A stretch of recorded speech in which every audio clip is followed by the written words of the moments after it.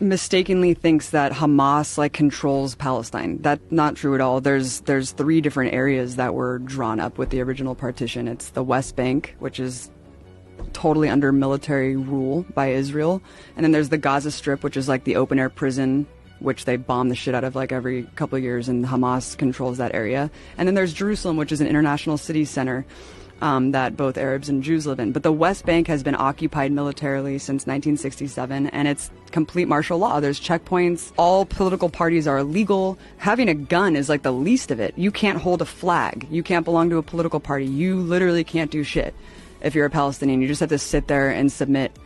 Even if you share a photo of someone who was like killed by an Israeli soldier, you go to jail. And you go to jail for the amount of like months that... What? Yeah. Based on the shares and likes of the photo, they'll penalize you more and put you in prison for longer and longer. It is absolutely insane. We went to... The first day that we were there, we went to a funeral of some guy, some farmer who was shot by Israeli forces, and we went to the funeral. It was horrible. You know, all the women are wailing and crying, and as we're leaving, the Israeli forces had set up a checkpoint right outside of this dude's house and started tear gassing and shooting rubber bullets like at people who were simply attending the funeral, just to punish people for attending the funeral.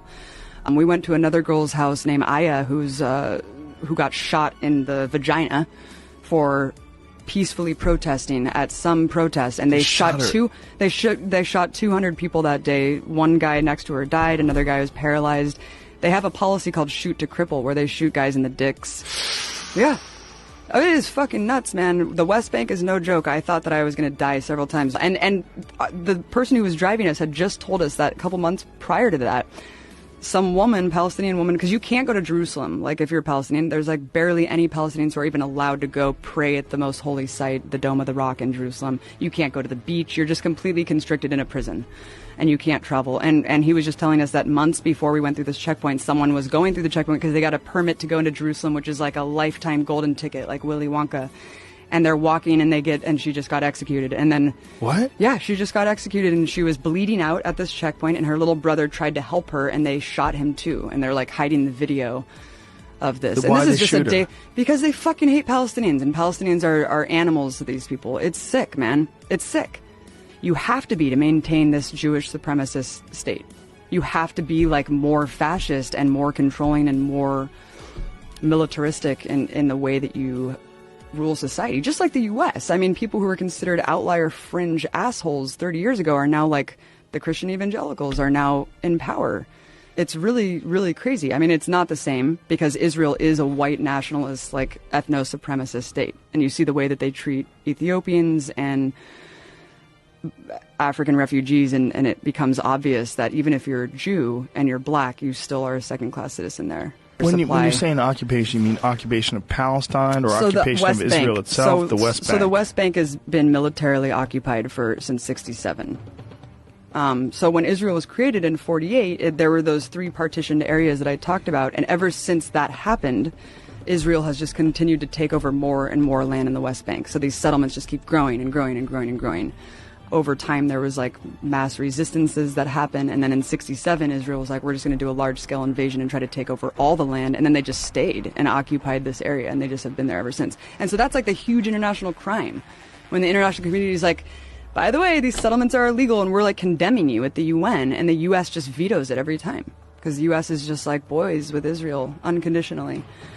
It's sick, man, and they just signed that $10 billion aid package. Giving it to Israel for the next 10 years is... Actually, I think it was $30 billion over the next 10 years, which is crazy, because this would never be able to happen if it weren't just completely supported by the U.S. And why is it supported by the U.S.?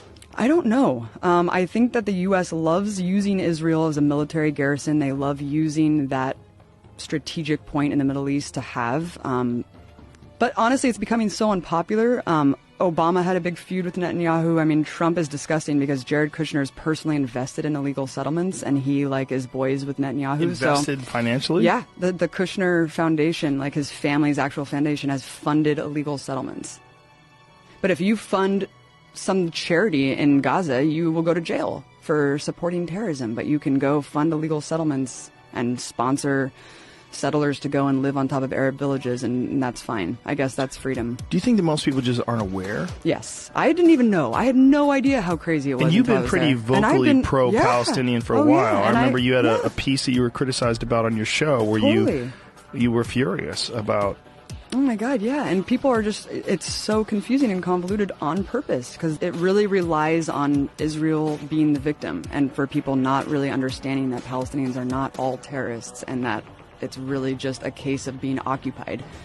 But a lot of these Israelis want? They just want to push the Palestinians completely out? And where do they want them to go? They want them, they don't care as long as they're gone. As long as they're gone.